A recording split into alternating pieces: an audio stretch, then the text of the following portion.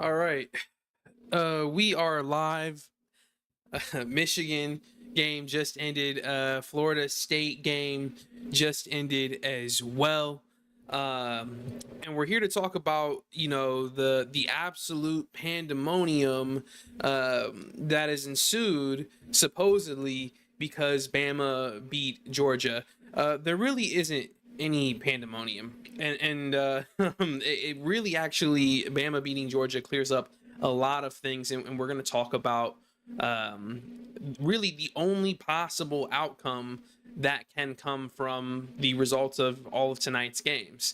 And to take a look at that, we really have to go back a couple of weeks to explain everything, but there is only one possible outcome for the committee to say. There's no this should not surprise anyone unless the committee goes against their own logic and reasoning and precedent set, right? So let's take a look at it, shall we? Here, this is from week 11, okay? Georgia's ranked 1, OSU 2, Michigan 3, Florida State 4, based on their strength of schedule because they played a crap ton of ranked teams this year. Washington 5, also playing a crap ton of ranked teams. You get down to 7 and 8, and you notice Texas and Alabama are there, and Texas is ranked ahead of Alabama because they beat them at Alabama by a 2-score differential, so they should be ranked ahead of them. Now, really what happens here, we go to week 12, right? Nothing changes. Absolutely nothing changes. They all win, okay? Week 13 is where it gets interesting. Ohio State loses to Michigan, and they drop 4 spots down to number 6, okay? 4 spots down to 6. That's where things get chaotic, right? Because now, depending on who wins out of Oregon and Washington, they have to face each other. Bama and Georgia have to face each other. Florida State still has to play a ranked Louisville. Texas still has to play a ranked team. Michigan still has to play a ranked team. So if a lot of these people win, I mean, heck, there's scenarios where Ohio State can get into the playoffs still, have even not playing a conference championship, which is crazy. But it all clears up pretty quickly, right? Washington beats Oregon. So Oregon now is going to shuffle all the way down to 8 at least, right? And who knows, Washington might even leapfrog Michigan because of that. Michigan beats a ranked team, so I doubt they get leapfrogged, even though, there is definitely a little bias, with the Michigan, but it is still possible that they get leapfrogged. It doesn't really matter. They're both in. Michigan and Washington with a win today are both in guaranteed. Georgia, if they had beaten Alabama, would be in guaranteed, but they did not. Florida State gets a win, and so in theory they should be in, and then Texas gets a win and they would be sitting at 5, right, on the outside looking in. Now, the only shakeup here is that Alabama beats Georgia. Okay, cool. So Georgia falls all the way out of the playoffs and Texas is in. That's it. It's as simple as that. And people are saying, is Georgia really going to go from being ranked number 1 to being all the way out of the playoffs? Yes. When it's this competitive, right? When you have 3 unbeaten Power 5 conference champions, right? Yeah, you can go from number 1 to out of the playoffs in the snap of a finger. And hey, win and you're in, right? Every precedent ever set by this college football playoff committee would suggest that the rankings will be Michigan, Washington, Florida State, and Texas in that order. Every precedent set. Granted, it's only been 10 years. We have not ever had a undefeated Power 5 conference champion miss the playoffs. Never. Ever. No one has ever jumped from 8 to 4 in the last week of the playoffs. Ever. And so the counter to your argument, no one has ever gone from 1 to out of the playoffs. Well, no one has ever gone from 8 to in the playoffs. No one's ever gone from 7 to in the playoffs in 1 week. And it's a very high possibility here, because if it's not Georgia, it's got to be one of Texas. It's got to be either Texas or Alabama, right? Ohio State's out. They're out because not enough people lost ahead of them. They needed a lot of people to lose. It didn't happen.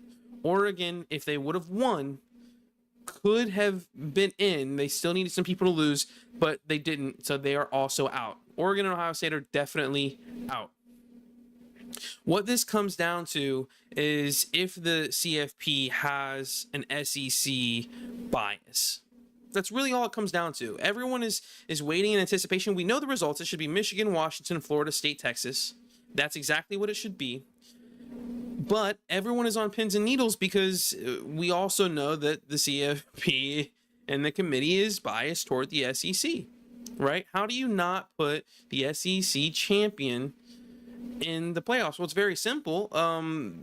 They don't win enough games. They're not beating people. You have to win to be in, right? Strength of schedule is a big deal, but winning is an even bigger deal. I mean, last I checked, right? Winning is a bigger deal than strength of schedule, than the conference you play in.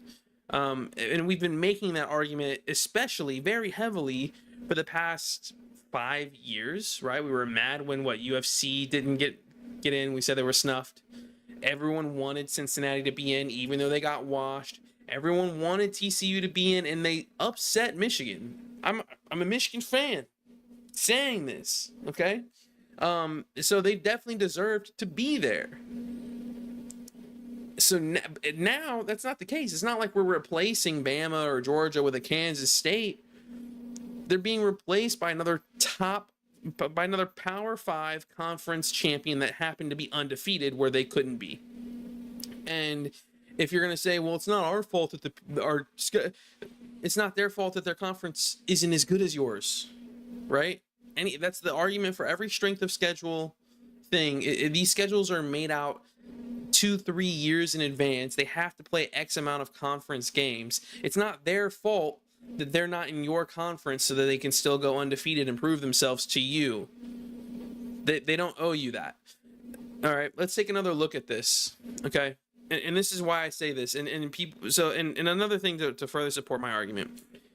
Ohio State loses to. Let's go back to week 12. Ohio State loses to the number 3 team, and they go down 1, 2, 3, 4 spots. You lose to the number 3 ranked team, you go down 4 spots. So Georgia losing to the number 8 ranked team should drop at least 4 spots, if not more, right? They're losing to a worse team. They're ranked this way because it's believed in consensus that Michigan's a better team than Alabama. That's why they're ranked 3 and Alabama's ranked 8. So Georgia loses to Alabama. They should drop at least 4 spots. And if we're being honest, Ohio State probably should have dropped more than 4 spots because mathematically their chances of even getting in the playoffs were actually worse than 7 and 8. Right? So they probably should have dropped 6 spots. Number 1 should drop 5 or 6 spots. This is no surprise here. Okay? Anyone advocating for Georgia to be in, their past 45 games don't matter. They're back-to-back defending champions don't matter. They should have a right to defend their championship. They do each and every week, and they lost this week. Right? It's not about what you did in the past 2 years. It's about what you're doing now. And now they're losing. They lost. They're out. It's as simple as that. I mean, if we're gonna follow the precedent that we set, right? You set the precedent. Ohio State Loses to number 3, they drop 4 spots. So losing to number 8 should drop you more than 4 spots. You're out of the playoffs. Okay. So this is really a no-brainer, and I'll repeat it once again. Michigan, undefeated Power 5 conference champion, they're in. Washington, undefeated Power 5 conference champion, they're in. Florida State, undefeated Power 5 conference champion, they're in.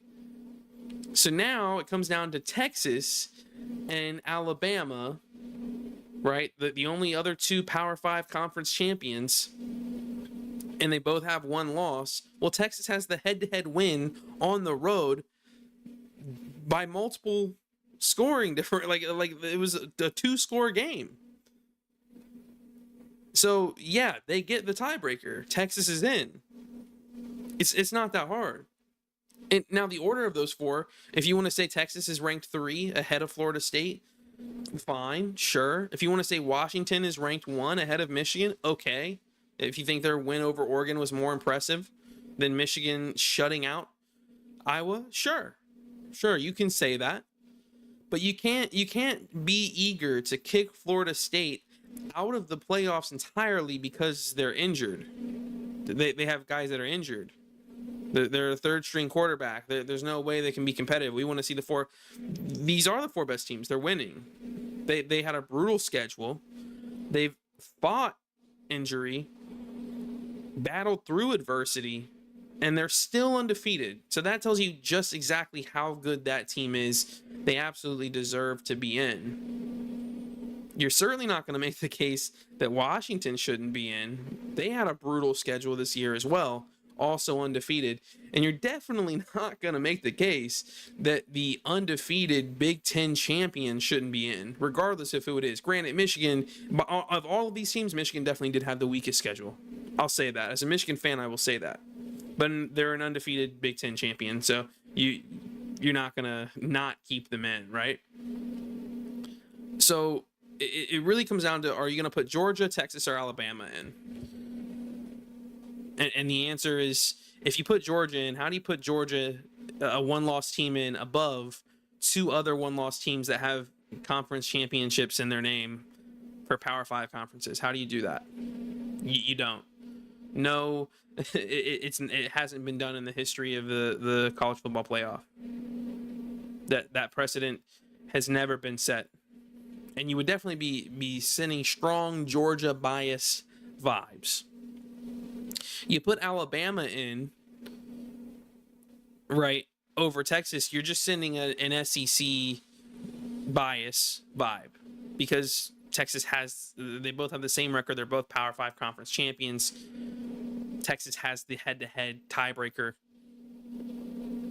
It should be Texas. The only reason you would put, so and here's what the possibility is that the CFP selection committee, they might have it be Michigan, Washington, Florida State, and Georgia. They might do that just because they might argue that Georgia's defending back-to-back national champions. 1 loss shouldn't exclude them, and that no one should go from 1 to out of the playoffs in 1 week. That will probably be their reasoning if they put Georgia in, because if you put Bama in when they have the same record as Texas, and Texas has the head-to-head tiebreaker, you're just telling everyone that you think the SEC is better. Because there's no reason to think that Alabama is a better team than Texas. Texas literally beat them by 14 points in their own stadium. There's absolutely no reason to think that Alabama is better than Texas. And I know that we can't do this in football, right? But Texas beat Alabama. Alabama beat Georgia. So why would you think Georgia is better than Texas? Just because they're defending back-to-back champions? It doesn't make sense, right? Every precedent ever set would suggest that the top 4 are Michigan, Washington, Florida State, and Texas. And probably in that order, if we're being fair. Because also, when was the last time in history that someone won a conference game and went down in ranking? Like sometimes every now and then people will win a game and they'll still drop in ranking, and it's because the other people below them beat better people and more dominantly, and so they jump them, they piggyback them, right? And so maybe they drop a spot in ranking. But when have you ever seen someone finish their season undefeated and actually go down in ranking? You've never seen it. You've never seen it a day in your life. And if we're operating off of that same principle, you won't see it today. You won't see it this year. If they want to make the argument that Washington had a tougher schedule and that they should be ranked number 1 over Michigan, sure. If they want to make the argument that Texas is a better team than Florida State, sure, right? But when you look at when you look at these rankings here, Florida State's already in. In what universe do they win and drop out of the playoffs? Right? Because let's be honest, if this were all like this, and Oregon would have, if Georgia would have won, Michigan won, Oregon would have beat Washington, I don't know what kind of tiebreaker you would have had there. But Florida would have just moved up to 3, and Washington or Oregon would have been in, or maybe they would have both been out and Texas would have been in. Who knows, right? If like literally, I mean, if Georgia, Michigan, and Washington, I mean, there's no scenario when you look at these rankings and who has to play who, right? Bama has to play Georgia, Oregon has to play Washington, Ohio State doesn't play anybody. There is no scenario where Florida State wins and drops a spot. There's no scenario. Same thing for Washington, same thing for Michigan. Going into this week, for these 3 teams, it was win and you're in. Guaranteed. So the only possible shakeup would have been for Oregon, Ohio State, Texas, Alabama, and really actually for all 4 of these teams, it was win and you're in. Right? 1 through 4, win and you're in. That's what it was. Michigan won, Washington won, Florida State won, they're in. Georgia lost. That's the bottom line. So yeah, the only possible result is some combination of Michigan, Washington, Florida State, and Texas. And personally, and I'm a Michigan fan, I'm saying this, I don't care what the order is. People are gonna be like, of course you would rather want Texas to be in Bama or Georgia because you're a Michigan fan, and if you move up to number 1 and then Georgia's number 4, you guys have to play and you're afraid, blah blah blah. No, don't care. Personally, and I have to say this as a Michigan fan, I think Michigan's going to steamroll everybody. We're going to win it all this year. Regardless if we face you in the first round or the second round, we're going to beat you. like why? It doesn't matter. Seeding doesn't matter because you got to play them. Right? It absolutely doesn't matter. The only reason seeding would ever matter is because if you're number 1, you get to play the weakest team, which is number 4. And then maybe hopefully like the people from the other 2 seeds get injured, but you never wish someone gets injured. Like that's no way to win, right? So it doesn't matter. We can talk about predictions all we want, but this is what the outcome should be, right?